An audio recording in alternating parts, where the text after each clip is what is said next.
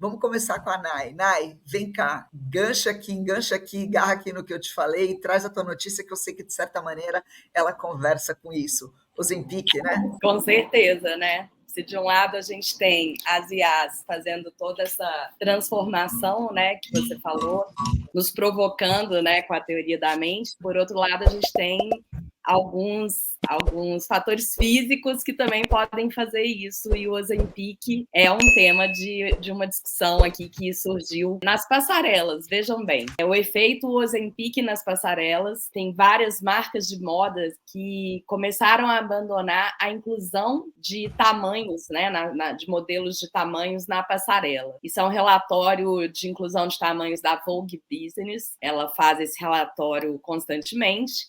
E aí, nos últimos desfiles que tiveram, né, em Nova York, Londres, Milão e Paris, apenas 0,8% eram plus size, né? Então, teve uma redução dessa questão.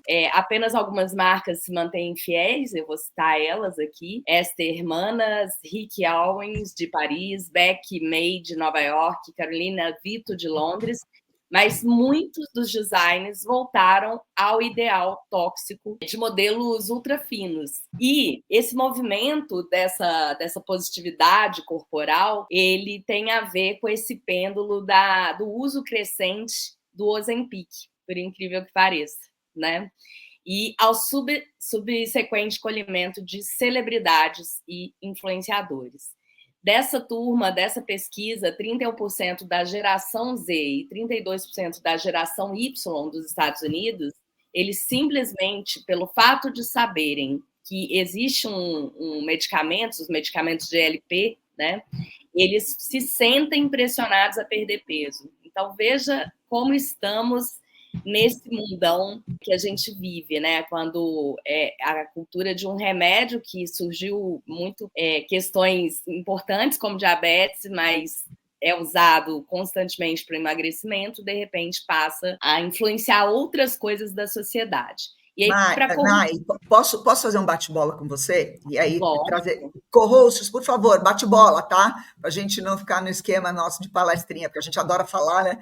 Ô, Nai, você sabe que eu li uma notícia essa semana e eu conheci, na verdade, um dos diretores de algumas indústrias farmacêuticas que já estão, na verdade, com os similares e genéricos do Ozempic prontos para ser lançado aqui no mercado brasileiro, que vai provocar uma derrubada do preço, né? Uma derrubada importante, porque hoje uma dose de Wegovy e de Ozempic mensal está aí na faixa dos seus R$1.000, tá? Quem vai ser o grande consumidor, o grande comprador de Ozempic no mercado brasileiro vai ser o SUS. Ele vai ser distribuído pelo SUS. E isso por quê? Porque, na verdade, nós temos uma série de comorbidades ligadas à obesidade e o brasileiro é um povo que está acima dos limites. E aí a gente pode discutir a questão do IMC, se tá correto ou se não está, mas usando o IMC como base, você tem quase uns 50% da população brasileira acima do seu IMC. E isso se reflete não só em outras questões, como a diabetes do tipo 2, porque a diabetes do tipo 2 é aquela que vem depois da instauração da obesidade, né? Da questão dos maus hábitos alimentares, mas problemas de circulatórios, problemas ortopédicos, problemas hepáticos, problemas renais, uma série de outras questões que sobrecarregam outras disciplinas do atendimento são causadas pelo sobrepeso. Então, assim, a gente vai entrar, eu acho, em um momento aí de meio que de irreversibilidade em relação ao uso sistêmico do Ozempic na saúde. Tem também aquela questão que a gente falou, né, que ele diminui outras compulsões. E aí eu queria te perguntar, como é que você acha que fica essa análise que essa galera está trazendo, que você trouxe, com essa nova realidade, que é uma realidade que está se impondo, que parece que não tem volta atrás? Então, Ana, eu acho que quando a gente fala de saúde e os benefícios de Ozempic para a saúde, para uma pessoa que tem diabetes ou sobrepeso, por exemplo, eu tenho diabetes, né, pré-diabetes, é uma situação, né? Você usa por uma necessidade, você usa para um bem físico.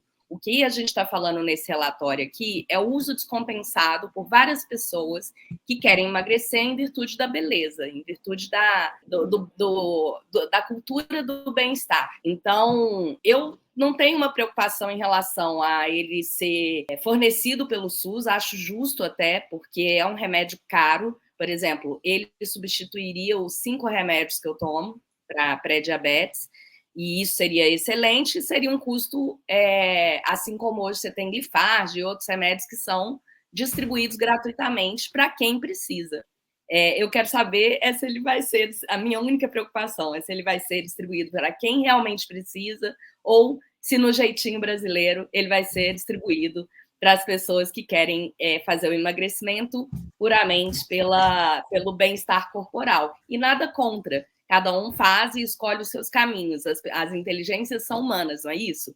Então, cada um escolhe o seu caminho e escolhe as consequências desse caminho. Mas eu acho que é importante a gente pensar sobre isso, sabe? E na medida que toda tecnologia, principalmente na área da saúde, que começa para resolver um problema, Nay, ela termina em eugenia, melhoramento da espécie, seja o que for. A gente já conversou um pouquinho sobre isso, né? A própria edição de bebês que está aí já acontecendo, né, na esquina, ela, em teoria, nasceu para corrigir um problema. Mas quem define quando um problema deixa de ser problema e passa a ser um outro problema? Porque, de repente, alguém que tem dismorfia pode tratar a sua dismorfia de uma maneira, talvez, um pouco menos agressiva, e escapando, eventualmente, da possibilidade da anorexia com isso.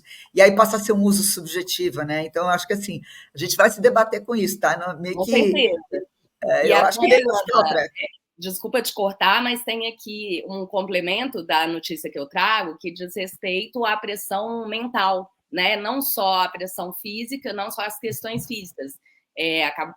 Tem um relatório complementar aqui que faz parte aqui da minha notícia, que é o relatório global de bem-estar, que saiu agora em 2024, da Lululemon, que mostra alguns pontos de pressão em relação a essa cultura do bem-estar.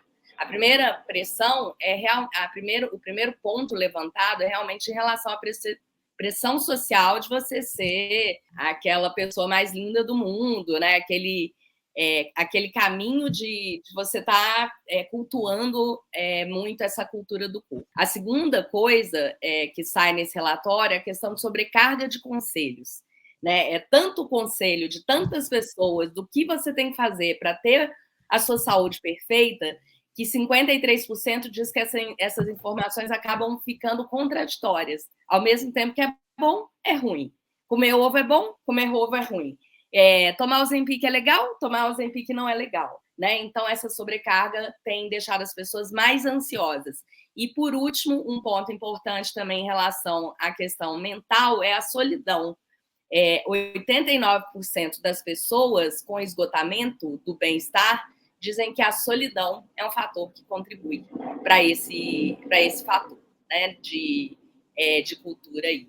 Então, o relatório, inclusive, já que a gente começou introspectivo, ele sugere que a gente silencie um pouco o barulho e convide outras pessoas para fazer essa jornada de uma maneira diferente e fazer o que realmente é bom para cada pessoa e não para todos ao mesmo tempo.